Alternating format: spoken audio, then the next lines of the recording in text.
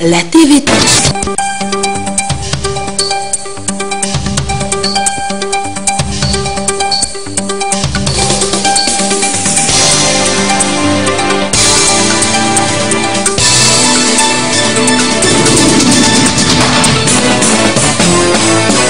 La TVT au cœur de l'information.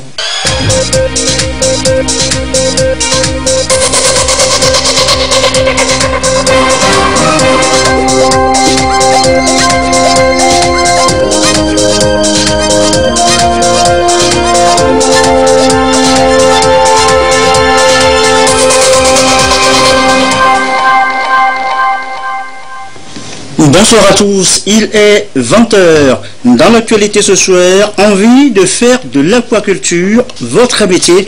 Eh bien ça y est, l'Institut de formation en alternance pour le développement ouvre ses portes, les inscriptions aussi. Les inondations, on en connaît, et après, comment établir plus rapidement un bilan pour plus d'interventions efficaces? C'est tout un savoir-faire. L'Agence de la protection civile forme ses agents bons à savoir. Et puis, unir le parti présidentiel à 7 ans. L'anniversaire est célébré. Office religieux et réjouissance marque la fête.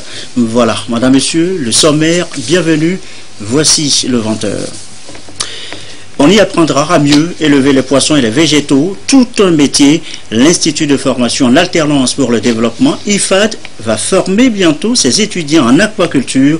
Rentrée prévue cette année, en mai prochain, et déjà les inscriptions sont ouvertes. Nous reviendrons tout à l'heure sur le sujet dans le courant de cette édition. Et dans la foulée, focus sur une machine. C'est du Made in Togo. Elle est annoncée pour booster la production agricole. Comment cela se fait? Petite démonstration dans ce reportage de Ekwesala. Ce mini-tracteur défriche. Il laboure et est capable de bien de choses. Voilà de quoi rendre attrayant le secteur agricole, surtout les jeunes qui redoutent les activités champêtres. Nous sommes à Tchévier, dans le quartier d'Idjolé.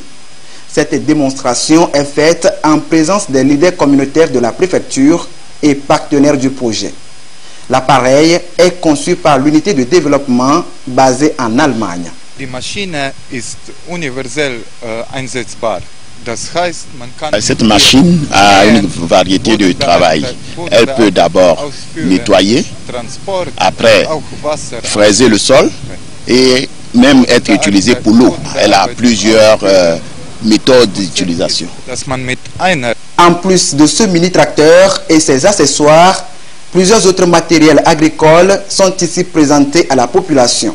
Le Togo sert de pays pilote de ce projet dont l'objectif est d'accompagner les États dans la révolution du secteur agricole en Afrique. Travailler la terre, c'est difficile, c'est dur. Il faut se baisser, il faut se casser le dos. Donc, quand même, nous, on essaye avec nos machines de mettre en condition les gens de pouvoir bien travailler et de respecter tout ce que la nature elle nous offre. Notre projet, il commence par le Togo. On souhaiterait bien, nos frères africains, ils vont s'investir avec nous pour évoluer et développer bien l'agriculture. Il y a de nombreux problèmes qui freinent énormément notre décollage économique. 1. Manque de capitaux et de 2. Manque de main-d'œuvre spécialisée. Donc moi aujourd'hui, je me suis engagé quand même pour amener la main-d'œuvre spécialisée pour pouvoir développer l'unité, surtout de l'agriculture, de la manière traditionnelle à la manière moderne. Pour parer aux difficultés mécaniques liées à ces machines, l'unité de développement envisage de mettre en place une équipe pour assurer les services après-vente. Des techniciens formés seront chargés d'assister les paysans dans l'utilisation efficiente de ces appareils, mais aussi dans leur maintenance en cas de panne.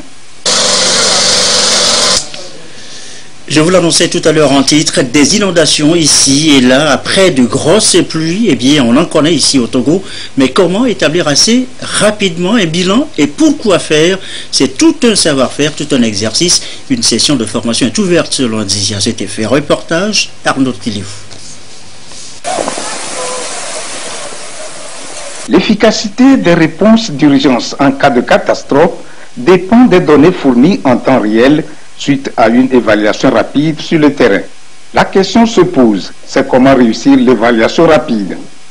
Les acteurs nationaux de la protection civile sont en session de formation sur les méthodes d'évaluation rapide post-catastrophe. L'Agence nationale de la protection civile veut avoir en un temps record des informations sur l'ampleur d'une catastrophe afin de déterminer quel type d'assistance apporter pour sauver les populations sinistrées.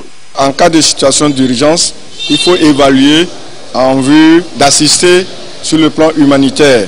Et l'une des missions de l'Agence nationale de la protection civile, c'est de former tous les acteurs intervenant dans la plateforme de réduction des risques de catastrophe pour qu'après les situations d'urgence, on puisse vraiment passer à une bonne évaluation. Parce que si on ne fait pas une bonne évaluation, on ne peut pas assister les personnes vulnérables.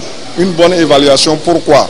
Parce que dans les évaluations, les gens ne sont pas outillés, où on oublie certaines personnes, où on fait la duplication dans l'évaluation.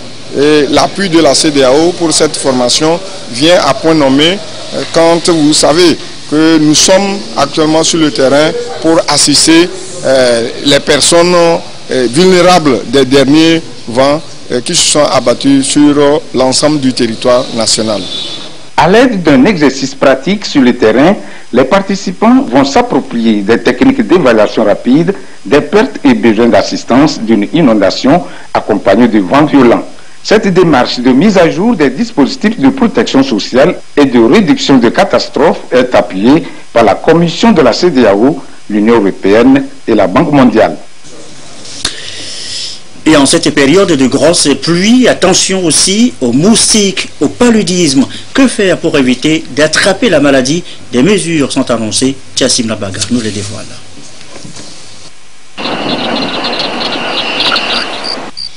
Éradiquer le paludisme au Togo à l'horizon 2030. L'ambition est noble, audacieuse et même légitime pour les plus hautes autorités togolaises, déterminées à finir une fois pour toutes avec cette maladie redoutable qui affecte chaque année 1 500 000 personnes et tue plus de 1250. C'est donc un véritable problème de santé publique qui nécessite des stratégies de masse à haut impact. L'une d'elles est le traitement chimiopréventif du paludisme saisonnier. Nous avons commencé ça en 2013 dans la région Savane, où nous allons systématiquement les enfants de 3 à 59 mois, on les traite contre le paludisme. L'objectif n'est pas de traiter l'enfant malade, mais traiter l'enfant qui n'est pas malade. Donc on fait ça on fait ça 4 cycles. En 2013, on a commencé dans la région Savane. En 2016, on a fait l'extension dans les régions centrales et Kara. C'est parce que c'est ces 3 régions-là qui répondent aux critères d'éligibilité de l'OMS des zones où on peut mener cette intervention de chimioprévention du paludisme saisonnier. Le plan national de lutte contre le paludisme préconise également comme stratégie de riposte l'utilisation à grande échelle de moustiquaires imprégnés à longue durée. Et dans le cadre de la lutte contre le vecteur du paludisme, nous utilisons les moustiquaires à imprégnation durable, c'est-à-dire que les moustiquaires qui sont imprégnés d'insecticides directement. Et ces moustiquaires ont une durée d'au moins 3 ans, de 3 ans. Et ces moustiquaires, on les distribue à la population gratuitement au cours des campagnes chaque 3 ans, les campagnes de masse. En 2017, on avait fait une campagne. Bientôt, nous sommes en train de préparer la campagne 2020. En 2020, nous allons aussi distribuer les moustiquaires dans tout le pays. L'OMS dit que lorsque vous arrivez à faire dormir 80% de votre population sous des moustiquaires, c'est que vous arrivez à faire réduire la morbidité de 20 à 40%. C'est beaucoup. C'est beaucoup. 85% des ménages togolais ont au moins une moustiquaire. Mais quand vous regardez l'utilisation, nous sommes à 63%. C'est faible. L'autre axe fort de cette politique d'éradication du paludisme est la stratégie de routine. Ici, l'accent est mis spécialement sur les femmes enceintes et les enfants de moins de 1 an. Les femmes enceintes, au cours de leur consultation prénatale, au premier contact avec la structure sanitaire, on leur donne gratuitement la moustiquaire. Les enfants aussi de moins d'1 an, lorsqu'ils sont admis dans les centres de santé au cours des vaccinations ou bien au cours des pesées, nous donnons aussi gratuitement les moustiquaires à ces enfants. Les femmes enceintes qui viennent en consultation prénatale aussi bénéficient de ce qu'on appelle le traitement préventif intermittent. On donne 3 comprimés de sulfadoxine pyrimétamine qu'elles prennent à partir du 2e trimestre de la grossesse, qu'elles prennent sous observance directe de l'agent de santé. Et ça, elle prend ça chaque mois, même jusqu'à l'accouchement. Cette politique offensive pointue du gouvernement contre le paludisme s'est révélée très efficace puisque sur la période de 2000 à 2015, le Togo a pu réduire drastiquement le nombre de cas de paludisme de 20 à 40% et le taux de mortalité de 40% selon le rapport 2016 de l'OMS. Cependant, en dépit de ces bonnes performances, des défis restent encore à relever. Ça nous fait la changer de comportement. Avant, elle piquait la nuit. Mais maintenant, la nouvelle pique même en pleine journée. Lorsque vous mettez au lit, c'est qu'il faut dérouler la moustiquaire, se protéger. Qu'il fasse chaud ou qu'il fasse frais, il faut dormir. Que ce soit la nuit, que ce soit le jour, il faut dormir sous la moustiquaire. On ne donne pas la moustiquaire pour garder. Il y a certaines de nos populations qui pensent qu'il faut stocker. Ce n'est pas à stocker. Parce que l'insecticide a une durée de vie. Si vous stockez ça, l'insecticide n'a plus son rôle à jouer. Si vous gardez une moustiquaire pendant 3 ans, ça veut dire qu'après 3 ans, ça veut dire qu'elle est morte. Il faut changer. Donc, et puis si vous avez une moustiquaire qui est déchirée, trouée, ce n'est pas la peine, elle n'est plus efficace. Quand nous allons dans certains milieux, nous voyons les moustiquaires qui sont utilisées pour couvrir les pépinières, pour vraiment, peut-être ça sert même à faire les filets pour la pêche. D'autres utilisent même pour tamiser le sable. D'autres, vraiment, ils font des petits poteaux, ils couvrent ils font ça des filets pour les poteaux, pour le football. Je vous dis qu'il faut vraiment que les gens arrêtent. Même en ville, à Lomé, ici, vous allez voir les tricycles là. Parfois, c'est nos moustiquaires qui servent de bâche pour couvrir. Je vous dis que 2017, l'État a mis, avec ses partenaires, l'État a mis 11 milliards de francs pour faire la campagne. Et sur les 11 milliards, les moustiquaires seuls ont pris 9 milliards. Vous voyez, si l'État a débloqué, vraiment, a déboursé, a mobilisé cet argent pour donner, vraiment, pour lutter efficacement, et les gens dévient l'utilisation, vraiment, ça ne fait pas bien. Au Togo, le paludisme est endémique et menace toute l'année. D'où la nécessité d'observer à tout moment des mesures préventives que sont le traitement des eaux stagnantes, l'enfouissement des boîtes de conserve vides, des jarres cassées, la couverture des puits et surtout dormir sous moustiquaires imprégnés. Et voilà, Denis Kazimna Bagara, on en sait donc un peu plus sur comment éviter d'attraper donc le paludisme. Je vous l'annonçais tout à l'heure, tout au début de ce journal, on y apprendra à mieux élever les poissons et les végétaux, tout un métier, à savoir l'Institut de formation en alternance pour le développement IFAD va bientôt former ses étudiants en aquaculture, rentrée prévue d'ailleurs en mai prochain et déjà les inscriptions sont ouvertes. Edem Souchoupo. Le premier institut de formation en alternance pour le développement IFAD Aquaculture de Lavagnon va bientôt ouvrir ses portes. La rentrée est prévue en mai prochain. L'IFAD Aquaculture de Lavagnon va former de jeunes entrepreneurs qui vont assumer les responsabilités de chefs d'entreprise aquacole. Ils obtiendront un bac professionnel au bout de 3 ans de formation sur toute la chaîne de production. Ce projet est le fruit d'un partenariat qui va permettre aux apprenants de disposer de connaissances théoriques, mais également pratiques. Nous, notre intervention, on est là actuellement pour former les enseignants. Donc, on leur transmet comment nous, on met en place nos activités pratiques sur la pisciculture, comment on développe aussi les aspects techniques avec les élèves, comment on les implique dans la démarche. Et ensuite, les enseignants, eux, mettent en place leur processus, concrètement ici sur la pisciculture. Donc ils vont démarrer par des cours de transformation du poisson, de commercialisation. Ils vont aussi utiliser des techniques de démarche de projet pour justement aménager des étangs piscicoles, donc en démarrant un système de production qui est nul. Ils vont apprendre aussi toute la comptabilité et la gestion d'une entreprise aquacole.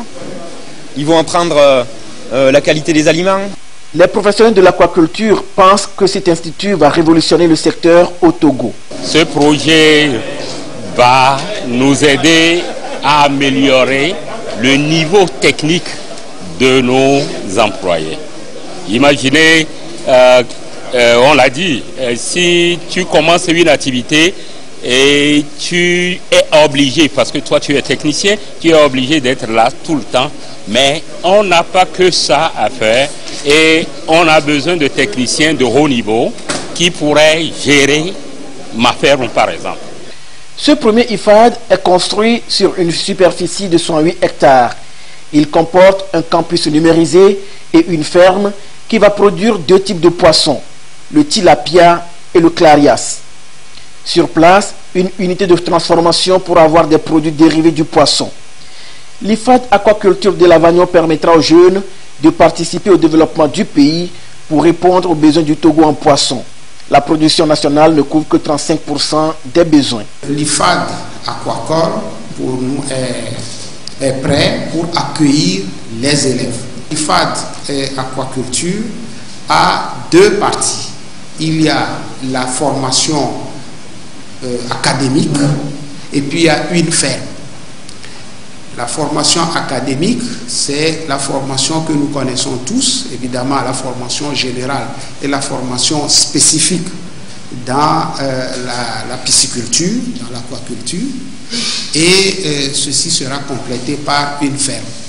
Ici, ce n'est pas une ferme pilote ou une ferme de recherche, non, c'est une ferme réelle. Les élèves sont à la fois en train d'aller à l'école et ils travaillent également à la ferme. Il est prévu que tous ces élèves soient logés. Nous partons avec un internat d'environ 136 lits. Vous avez également au niveau de l'IFAD un restaurant. 9 autres IFAD seront opérationnels progressivement dans les 5 prochaines années dans l'agriculture, la logistique, le bâtiment, les transports et le numérique. Pour le ministre en charge de la production halieutique Noël Koutera Bataka, l'IFAD et Lavagnon offrira un cadre idéal d'apprentissage pour avoir un vivier de professionnels capables d'aider à tirer l'économie togolaise vers le haut. Former une classe intermédiaire de professionnels est indispensable pour faire tourner l'économie. Vous le savez, nous sommes dépendants de l'importation en matière aquacole. Nous sommes dépendants de quasiment 70% de nos besoins de l'exportation. Et pour combler ce gap, nous devions produire massivement. Pour produire massivement, il nous faut avoir tous les atouts et tous les facteurs nécessaires. Il y a des initiatives qui ont été prises ici et là, mais force est de constater que la plupart du temps, les fermes aquacoles finissent par abandonner au bout de 2-3 ans.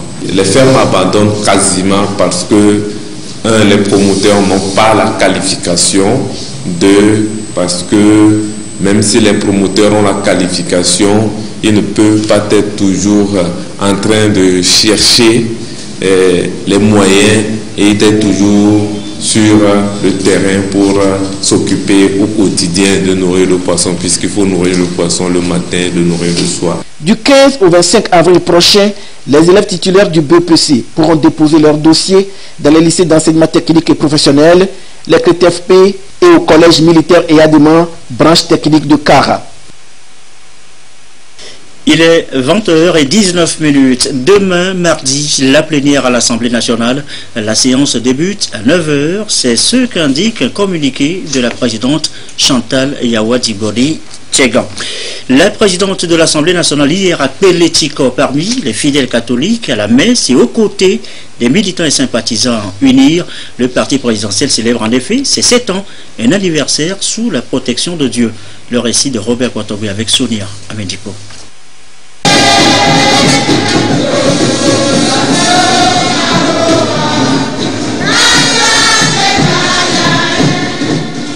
Au nombre des fidèles venus prier à la station secondaire Sainte-Trinité de Pélético pour les 7 ans de vie du parti UNIR, la présidente de l'Assemblée nationale Yawa Tibondi Tchegan. Elle s'est jointe à la communauté chrétienne des Pélé Adeta et Tico pour témoigner leur gratitude au Père Céleste pour la vie de leur formation politique.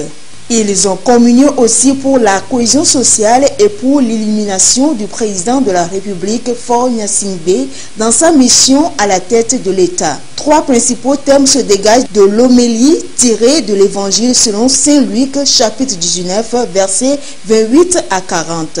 Des termes qui, selon l'officiant Germain Nyalédomé, exhortent les fidèles à demeurer en Jésus-Christ. La tentation, elle est là aujourd'hui pour tout le monde. Nous pouvons lutter pour vaincre la tentation. Est-ce que nous prions la prière pour nous aider à combattre la tentation? Jésus est venu nous montrer la richesse, la grandeur du pardon. Il donne l'exemple du pardon. Pardonner pour être pardonné. Est-ce que nous faisons confiance au Seigneur, ou plutôt à nous-mêmes, ou bien aux Dieu humains? Le Seigneur est notre confiance, notre refuge. En 7 ans de parcours, l'Union pour la République a impacté la vie sociopolitique du pays. 3 élections remportées, les législatives de 2013 et de 2018 et la présidentielle de 2015. La mise en place des filets sociaux et la préservation de la paix sont à mettre à l'actif de ce parti. Des réalisations opérées grâce à la volonté divine selon la présidente de l'Assemblée nationale. La 7e année, c'est une grâce. Et aujourd'hui, nous sommes là pour dire merci à Dieu. Merci à Dieu pour tout ce qu'il fait pour le peuple togolais, pour chaque Togolaise et chaque Togolais. Les prières que nous avons demandées, c'est pour que la paix règne sur le Togo. Nous avons demandé la grâce de Dieu sur chaque Togolaise et Togolais pour que chacun puisse vaquer librement à ses occupations, que la protection de Dieu soit renouvelée sur notre nation et que nous puissions connaître le développement, l'émergence et toutes les bénédictions que le Seigneur peut déverser sur cette nation, mais que nous puissions chaque jour avoir le minimum dont nous avons besoin pour consolider la pacification que nous avons déjà entamée dans notre pays. C'est d'appeler tout le monde à un esprit de paix, un esprit de solidarité, un esprit de fraternité entre nous, parce qu'au-delà de tout, nous sommes tous Togolais, fils et filles de cette même nation, et nous devons nous serrer les mains, nous épauler les uns les autres pour que nous puissions bâtir cette nation.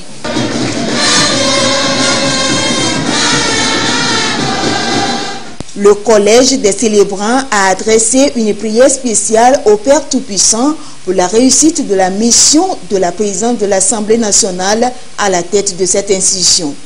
L'éducation de la jeune fille de Pélé préoccupe aussi l'honorable Yawa Tibondi Tchegan. À l'éditorium d'Adeta, elle a animé une causerie débat au cours de laquelle elle a échangé avec les populations sur les mots qui entravent son développement.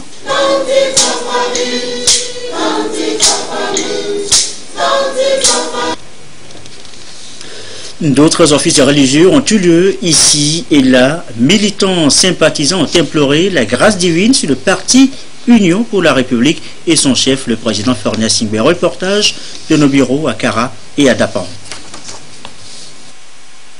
Le 14 avril 2012, une date repère dans la vie de l'Union pour la République. C'est ce jour-là que ce parti a été porté sur les fonds baptismaux à Atapamé par le président de la République. 7 ans déjà que UNIR fait ses preuves dans l'arène politique togolaise. En 7 ans, ce jeune parti a remporté des victoires. C'est pour remercier l'Éternel que UNIR a demandé des prières dans les différentes préfectures du pays. Dans la Causa, les militants du parti se sont retrouvés, certains à la cathédrale Saint-Pierre et Paul et d'autres au temple évangélique et paroisse de Kara Centre en ce dimanche des Rameaux pour lui rendre grâce. 7 ans dans la vie d'une institution, c'est peu mais c'est grand. C'est grand parce que dès que notre parti est né, nous avons à travers une convention désigné notre champion qui a gagné les élections proprement en 2015. Ensuite, nous sommes allés à notre congrès statutaire à Thiévier. Après ce congrès, nous avons mis en place les organes de gestion du parti. Et suite à cette activité, nous avons également remporté les législatives. Aujourd'hui, on se prépare pour les locales et surtout pour les présidentielles de 2020. Il est tout à fait normal que nous rendons grâce à Dieu et lui confier le président de notre parti, son Excellence le président Faure Gnassingbé, tout le peuple togolais et particulièrement les militants unir pour qu'ils puissent toujours protéger ce pays. Au temple évangélique de Kara Centre, le prédicateur s'est félicité des actions que le parti UNIR a menées depuis 7 ans au profit du peuple togolais. Premièrement, c'est la paix dans laquelle nous vivons au Togo. Et nous apprécions aussi beaucoup d'efforts qui ont été faits, notamment pour l'aménagement des routes. Les fidèles musulmans de Kara, qui partagent les mêmes convictions politiques que le parti UNIR, se sont retrouvés vendredi à la mosquée centrale de la ville pour une prière après la grande prière hebdomadaire en présence des cadres de la section Causa du parti. Gloire a été rendue à Allah pour sa miséricorde sur UNIR. Les célébrants ont prié pour que Dieu accorde une longue vie à ce parti, à ses dirigeants et à ses militants. Ils ont aussi prié pour qu'il préserve le peuple togolais des malheurs.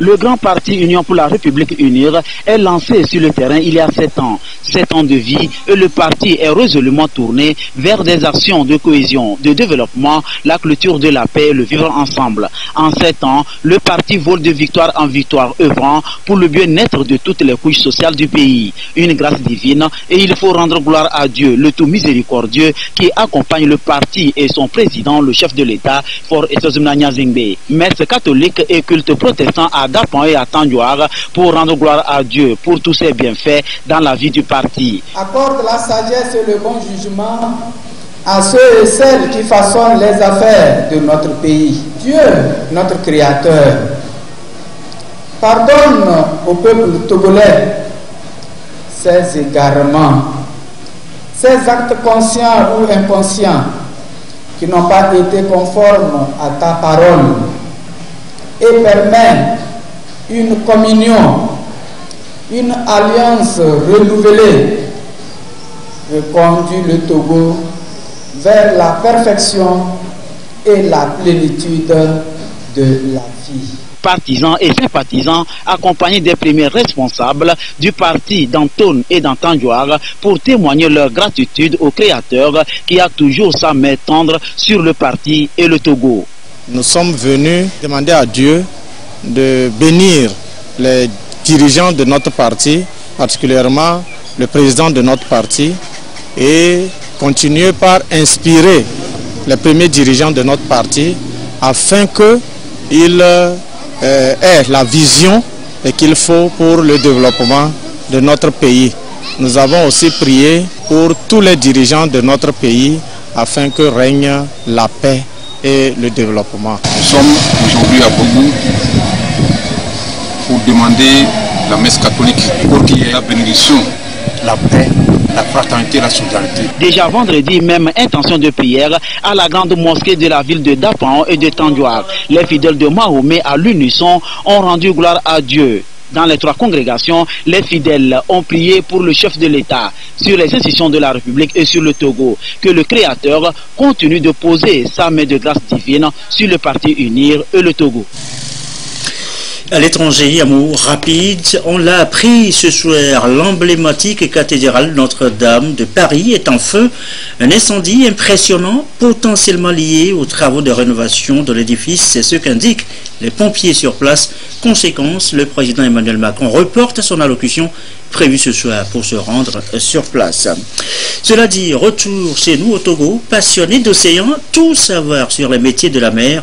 Rendez-vous demain à Lomé. Demain s'ouvrent en effet les journées portes ouvertes sur les métiers de la mer. Les précisions d'Augustin Kossi. 3 journées portes ouvertes sur les métiers de la mer au Togo. Du 16 au 18 avril, les projecteurs vont être braqués sur les opportunités et les potentialités économiques qu'offre le secteur maritime. La mer, c'est notre avenir, dit-on. Sur les 54 États africains, 38 sont des pays côtiers et plus de 90% des exportations et importations y transitent. Au Togo, le secteur maritime et portuaire reste le principal canal d'échange avec l'extérieur et les pays de l'Hinterland, et ce, depuis plus de 46 ans. Cet échange se fait à travers le développement des activités commerciales des marchandises et des activités de pêche.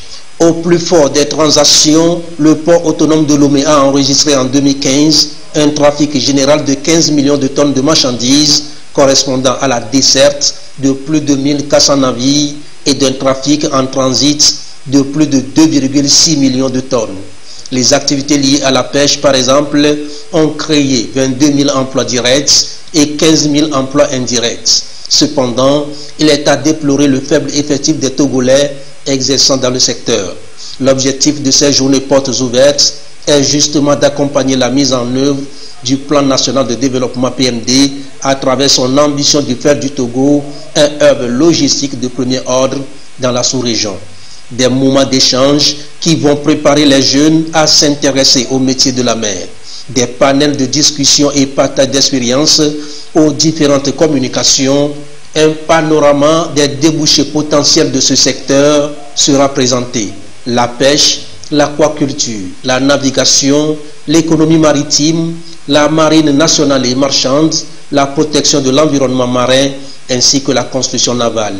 Tout sera mis en place pour orienter les jeunes qui s'intéressent à l'économie bleue.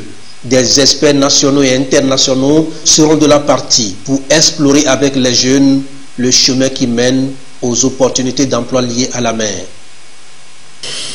Augustin Concy est avec nous pour d'autres précisions ce soir, le directeur des affaires maritimes, Monsieur Hubert Bakaï. Monsieur le directeur, bonsoir. Bonsoir, monsieur. Merci d'avoir accepté notre invitation pour plus d'explications. Alors, petite réaction d'abord sur le sujet qui vient de passer l'avant-papier. Quelle réaction? Merci, Gerson. Je crois qu'à partir de ce sujet-là, nous n'avons plus besoin d'organiser les JPO demain. Mais toutefois, comme c'est un rendez-vous, nous y serons. Je crois que cet élément reprend de façon globale tout ce qui sera dit demain. Mais demain, il y aura beaucoup plus de précisions, d'approfondissement sur les différents métiers et les opportunités d'emploi au Togo. Alors, quelques précisions assez rapidement. Où se tiennent précisément ces journées portes ouvertes? Merci. Ces journées se tiendront à l'Université de Lomé, sur le site de l'Université de Lomé, à l'auditorium.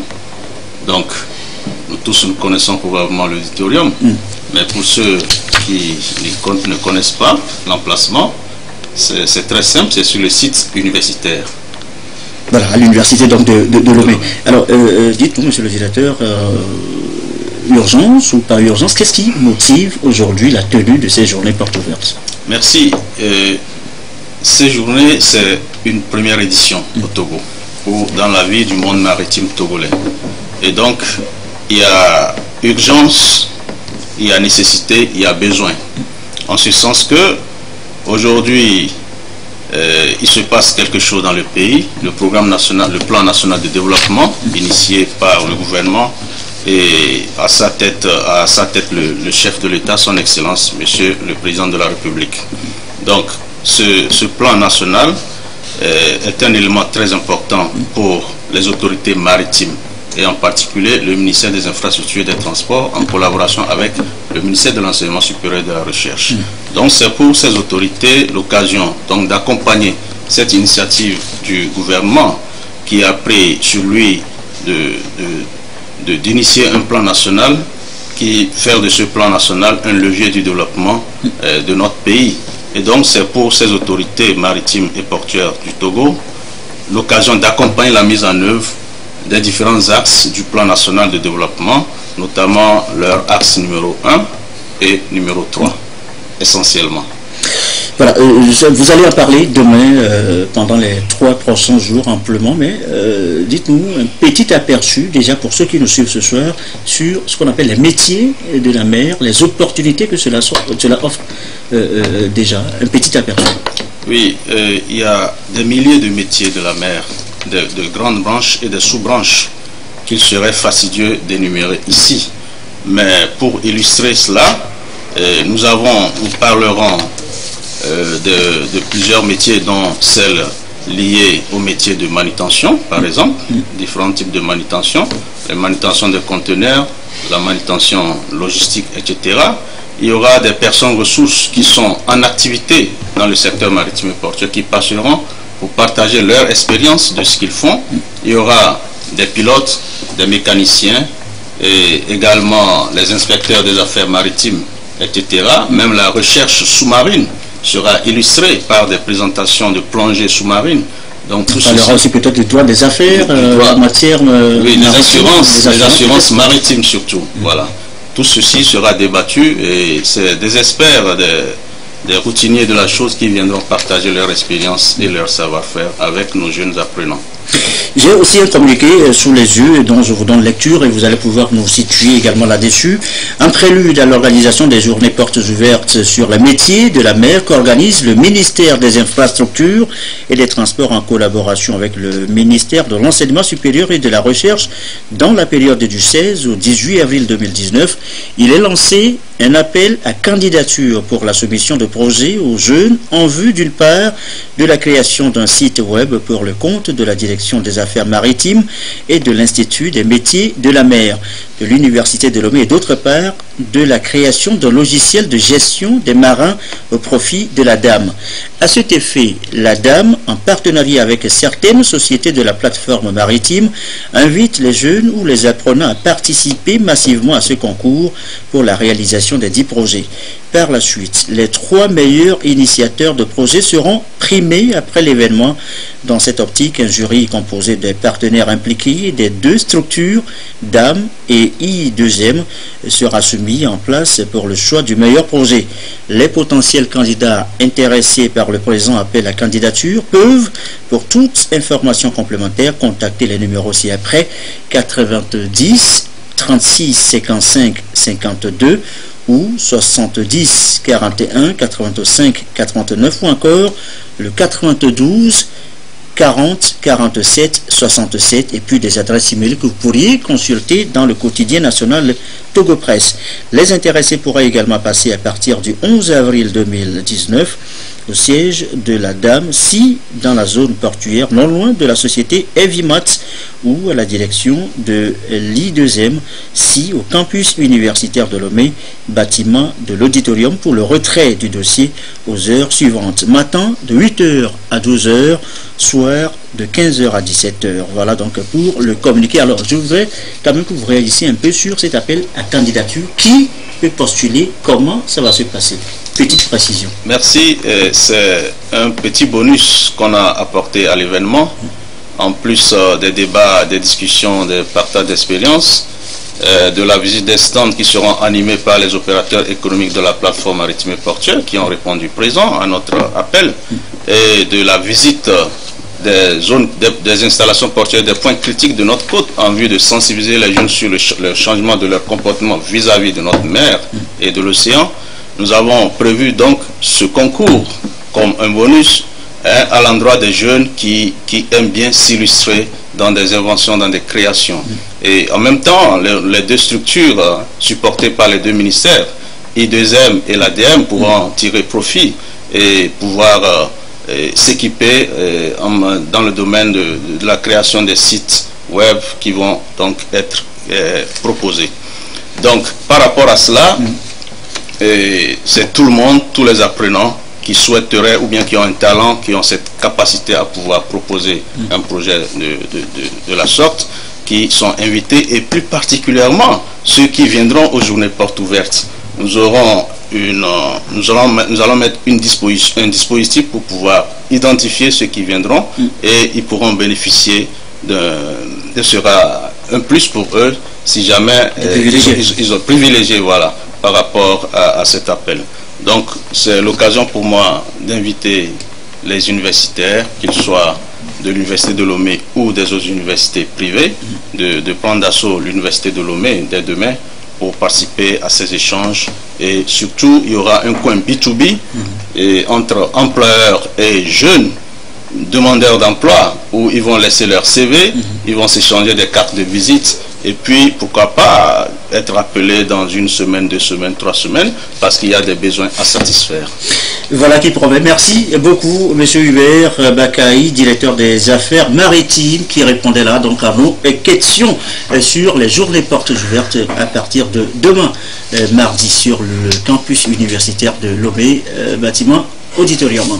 Allez, on referme par Blue Zone Kakaveli, cette édition du soir Blue Zone Kakaveli. Place de fête, l'instant d'un soir pour marquer les 7 ans de UNIR, Union pour la République. Sonia Medipou, écoute ça là pour le récit.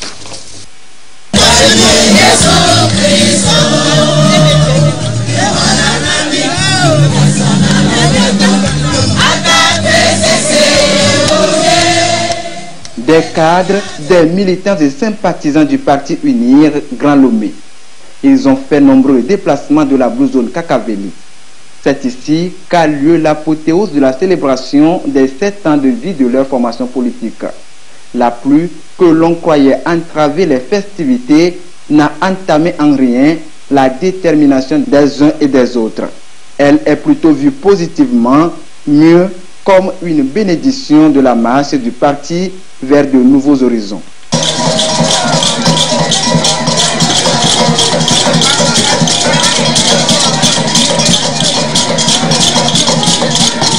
Dès sa création le 14 avril 2012, à ce jour, le parti UNIR, à travers plusieurs initiatives, a marqué d'une pierre blanche le quotidien des populations togolaises.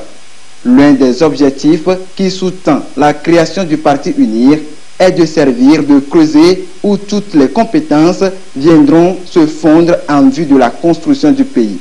Les années qui ont suivi ont donné raison au fondateur de ce parti, le président Florian Singbe, pour cette vision. Le Togo est aujourd'hui une référence dans plusieurs domaines grâce aux grands chantiers de développement et aux actions tous azimuts des premiers responsables de ce parti. Et c'est surtout ces différents progrès réalisés au cours de ces 7 années de parcours politique qui sont célébrés.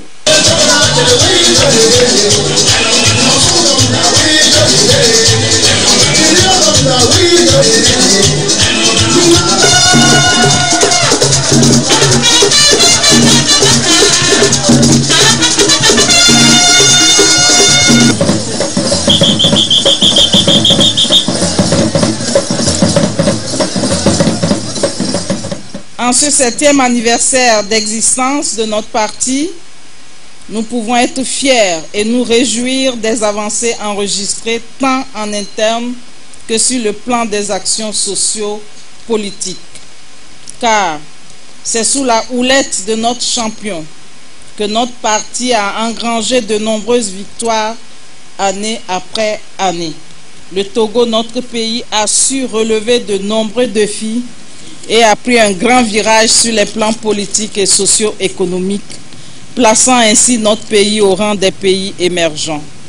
Cela a incontestablement eu des retombées positives.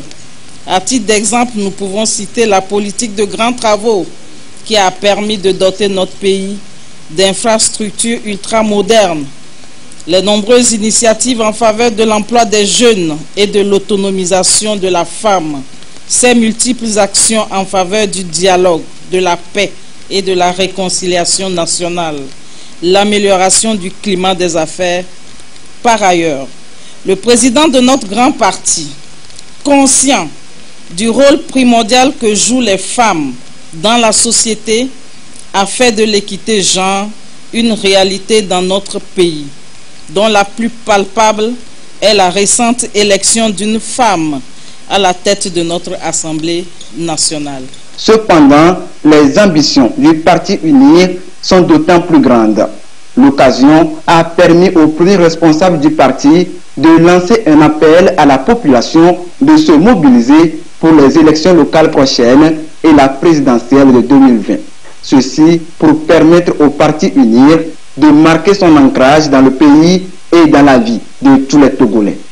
Dès son arrivée au pouvoir, le président de la République s'est engagé dans de nombreuses réformes en mettant en œuvre une politique ambitieuse, dynamique et inclusive pour le développement social, économique et politique du Togo. Aujourd'hui, la modernisation du Togo et les transformations socio-économiques amorcées se poursuivent dans un cadre encore plus englobant et plus ambitieux qu'offre le Plan national de développement PND, dans le souci de continuer à améliorer la qualité des services offerts pour le bien-être des Togolaises et des Togolais. Camarades militants, d'autres défis restent à relever, d'autres victoires à gagner. Nous devons donc rester vigilants et mobilisés, tous en œuvrant inlassablement pour la stabilité, la sécurité et la paix, sans lesquelles tout effort de développement serait vain.